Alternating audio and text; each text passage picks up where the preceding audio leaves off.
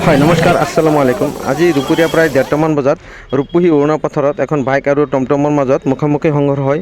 মুখামুখি সংঘৰ্ষৰ ফলত বাইক আৰোহীজন অলপ বেছিকৈ আঘাতপ্ৰাপ্ত হয় আৰু বাইক আৰোহীজনক আমাৰ মুকলি যি মেডিকেল কলেজত লৈ যোৱা হয়।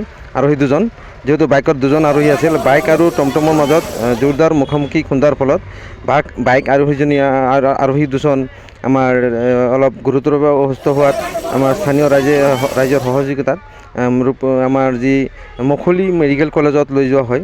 ইতিমধ্যে বাইক আৰোহী দুজনৰ খবৰ আমি পোৱা নাই, যিহেতু অতি ভয়ানক এক্সিডেণ্ট হৈছে। আপোনালোকে চাইছে টমটম আৰু বাইকৰ মাজত মুখামুখি সংঘৰ্ষ ৰূপহী অৰুণা পথাৰত। যিহেতু আৰোহী দুজনক চিনি পোৱা নাই, অচিনাকি ব্যক্তি, যিহেতু আমাৰ যি ৰাষ্ট্ৰীয় ঘাইপথেৰে সিহঁতে চলাচল কৰি আছিল আৰু টমটম আৰু ই ৰিক্সা আৰু আমাৰ যি বাইকৰ মাজত সংঘৰ্ষ হৈছিল, মুখামুখি সংঘৰ্ষ, তাত দেখা যায় এজন লোকে বেছিকৈ আঘাতপ্ৰাপ্ত হৈছে। তেখেতক বৰ্তমান আমাৰ মেডিকেল কলেজত লৈ যোৱা হৈছে, যি আমাৰ মুকলি মেডিকেল কলেজ আছে তাতে আছে।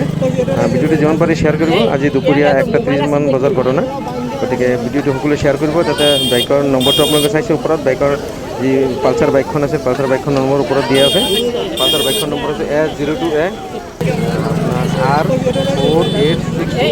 গতিকে নম্বৰটো আপোনালোকে সকলোৱে চাইছে, নম্বৰটো যিমান পাৰে শ্বেয়াৰ কৰিব ভিডিঅ'টো, যাতে বাইকৰ গৰাকীসকলে অতি সোনকালে আহি পেলাই তেখেতসকলক উদ্ধাৰ কৰিব পাৰে আৰু আমাৰ যি মেডিকেল কলেজত আছে দুজন ব্যক্তি, তেখেতক যাতে অতি সোনকালে আমাৰ ভাল চিকিৎসাৰ কাৰণে, উন্নত চিকিৎসাৰ কাৰণে বেলেগ জেগাত লৈ যাব পাৰে। গতিকে আহক ভিডিঅ'টো সকলোৱে মিলি শ্বেয়াৰ কৰোঁ, আহক ভিডিঅ'টো সকলোৱে শ্বেয়াৰ কৰক।